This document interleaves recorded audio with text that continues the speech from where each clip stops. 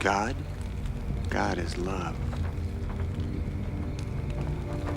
I don't love you. I'm Jack Ketchum, and I write horror and suspense for a living.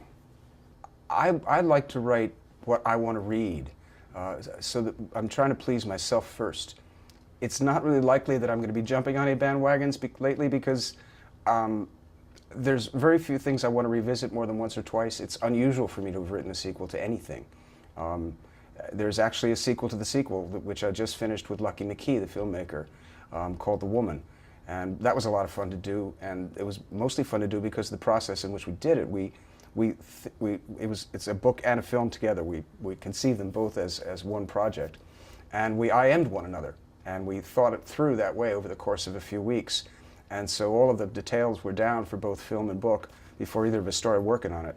And that was a lot of fun to do, and I enjoyed that a lot. I'd work with Lucky again. I doubt it would be on a cannibal book or a cannibal story. It might be, but I don't know. But no, it's easy to avoid being trapped in that if you don't think that way, and I don't think that way. I think of what's new, what's going to excite me next. Violence catches me because it's all around, and it's a good counterpoint to the tender stuff.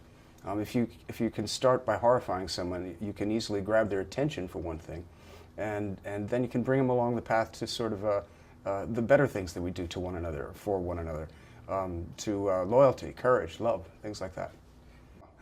There's nothing I wouldn't write about. There are things that make me uncomfortable to write about, and I in fact have shelved some ideas for long pieces because I didn't want to live with the subject matter for that long. There's one that comes to mind immediately. It's a story about, I was thinking of doing a novel about a person who invades a puppy mill to see how they're treated. And I researched how they are treated, and I'm an animal lover, and I just couldn't live with those kinds of images in my brain for all that time. When I write violence, I want violence to get right in your face. I want you to be able to almost feel it. One of the seminal movies for me was Sam Peckinpah's Straw Dogs and The Wild Bunch, where you didn't miss a thing. So the ending of Bonnie and Clyde is similar. They were so striking because you actually felt something of the pain of the person who was being harmed in these films, and so that's, I think, the reason my stuff is considered so violent. Well, it's visceral. It's very visceral, and it wants to be that. But Peter Straub once paid me a very nice compliment. He said, "I think people come to you for the wrong reasons and stay with you for the right reasons," and I think that's a fine thing to have said. I was very happy when he said that. Ideas come to me all kinds of ways. Sure, they come to me from the news or from something I've read about maybe seen on CNN or seen on the net. But Red, for instance, was suggested to me by, I walked into my local bar and my bartender friend Gavin said, "See that thing on the news on CNN today about this guy who was out fishing with his dog, and 3 kids came along with guns and they just shot his dog for spite?"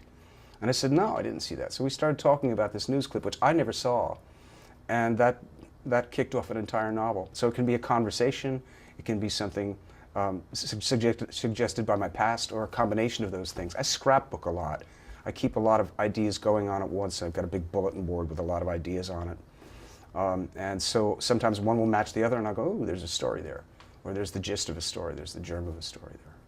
I'm bored with vampire stuff, I'm bored with ghosts, and The Heart-Shaped Box, Joe Hill's book, is a really good ghost story. And I considered taking a crack at a ghost story at some point. All I have to say about vampires I said in one 6-page story, and I probably will never revisit that territory again. Vampires, especially pretty vampires, bore the shit out of me. My structure basically is to get up in the morning around 9, start working around 10:30, and if I'm doing original stuff, new stuff, after about 3-4 hours I go brain dead.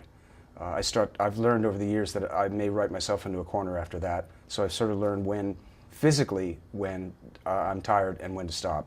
If I'm doing rewrite, I can go 7-8 hours because it's a lot easier, so I'll do that. My breaks, they're very, there's no way to predict them.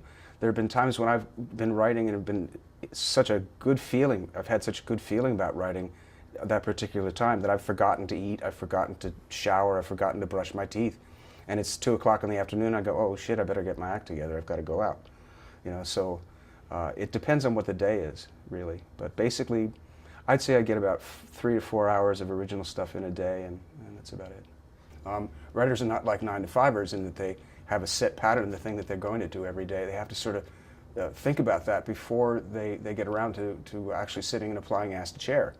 So the stuff is always in the back of your brain if you're working on a project, especially if it's a long project.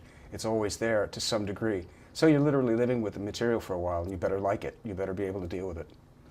Screenplays are actually in some ways tougher because you're only allowed to use sight and sound. And so you have to imply a lot of internal states of being that you can delve into in prose. On the other hand, they're a lot shorter.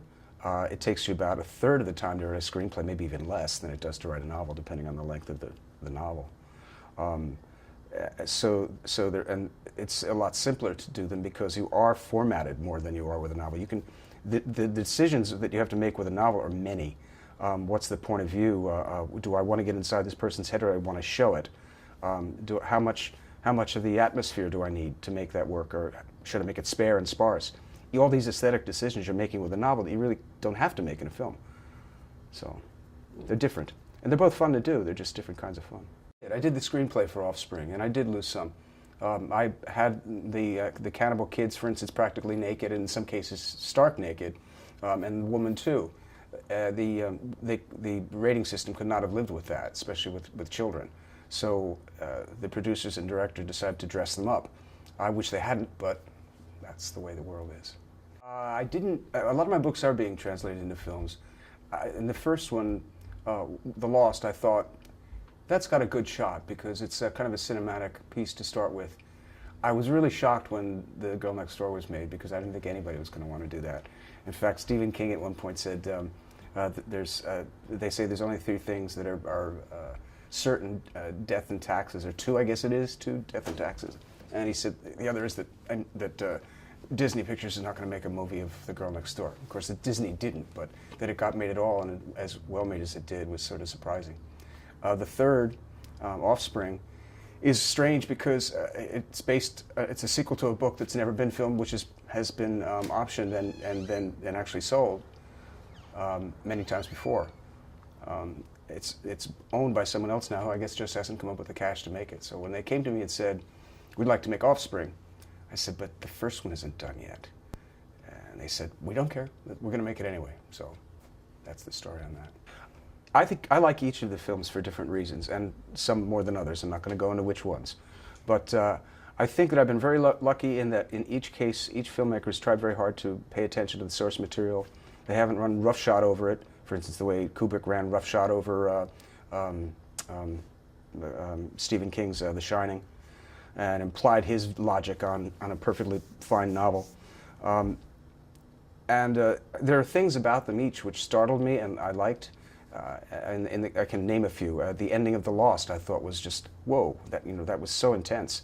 In my book there's a long coda which takes it down a notch and makes it more eerie at the end than terrifying. I would have loved to have been a fly on the wall when they were shooting that stuff. Red has some wonderful moments that Brian Cox has and some very touching things in there, and I like that for those.